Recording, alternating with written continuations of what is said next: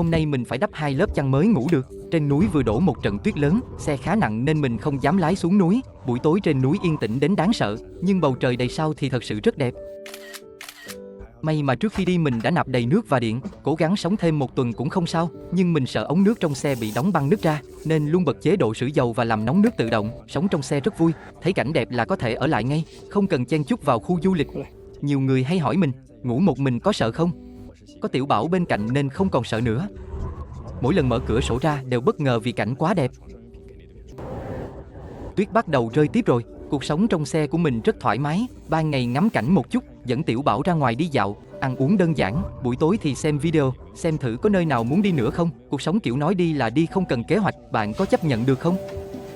Nếu bạn cũng muốn thử sống trên xe thì nhất định phải xem hết video này. Những chuyện như thêm nước, sạc điện hay đổ bồn cầu thực ra chỉ là chuyện nhỏ. Giá nhà xe thì cao, lại mất giá rất nhanh, xe ngày nào cũng chạy trên đường nên khó tránh khỏi hỏng vặt. Nếu bạn không giỏi sửa chữa thì thời gian và chi phí sửa sẽ rất cao. Nếu bạn thích đi du lịch ở thành phố thì nhà xe cũng không phù hợp lắm, vì đổ xe trong trung tâm rất bất tiện. Mỗi lần muốn đi đâu đều phải tìm bãi đổ xe trước mới dám đi.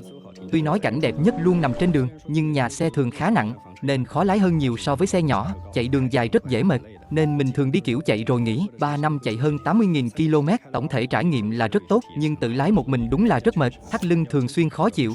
Nên mình thường ngồi ghế công thái học, ngồi vào là ôm sát phần lưng và eo tự nhiên, giống như có đôi tay đỡ phần thắt lưng vậy, giúp thư giãn phần cổ và lưng ngay lập tức. Tựa ra sau cũng rất thoải mái, để trên ghế lái chạy đường dài cũng không mệt, bình thường làm việc hay xem phim cũng có thể dùng, rất tiện. Nếu bạn đã bắt đầu hành trình nhà xe, hãy chia sẻ cuộc sống hàng ngày của bạn, nhất định sẽ gặp được người cùng tần số. Mùa này tự lái thì nên đi đâu thì hợp nhỉ? Bạn có biết sống một mình trong xe giữa hoang dã kích thích cỡ nào không? Ở một nơi tối đen như mực thế này mà ngủ qua đêm, nhiều người nghe thôi đã thấy rợn rồi. Cắm trại bằng xe ở nơi hoang dã thật sự không an toàn sao? Mình luôn cảm thấy đổ xe trong thành phố bị mất đi sự hứng thú.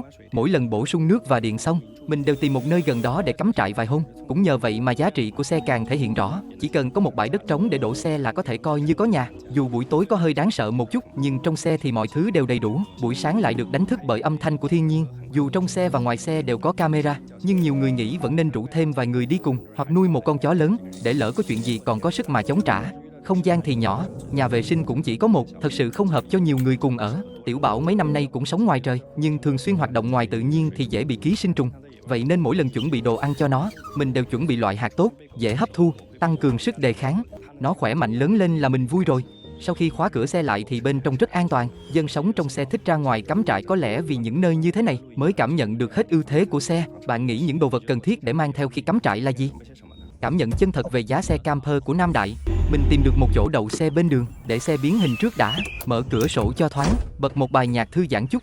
Khóa cửa xe lại xong thì đây chính là thế giới của người hướng nội. Nước trong bồn nước trên xe không thể uống trực tiếp nên hàng ngày mình uống nước đóng chai. Tủ lạnh trên xe khá lớn, ngăn mát và ngăn đông tách riêng.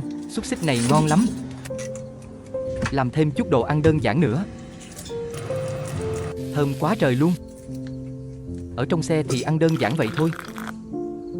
Cuộc sống lấy xe làm nhà cũng khá thú vị. Có ai thích rửa chén không ha ha?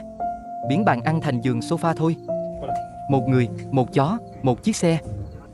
Trước khi ngủ vẫn phải ngâm chân. Bật nước nóng lên nào. Ngâm chân giúp ngủ ngon hơn. Mình massage thêm 10 phút nữa. Rồi lấy thêm chút đồ ăn vặt của Tiểu Bảo trong rương báu. Mình cho ăn theo chế độ dinh dưỡng, mong bé mập lên chút. Tiểu Bảo, lại đây. Trước khi ngủ còn phải trải giường nữa. Đây là một chiếc giường đôi. Xong rồi, chúc mọi người ngủ ngon.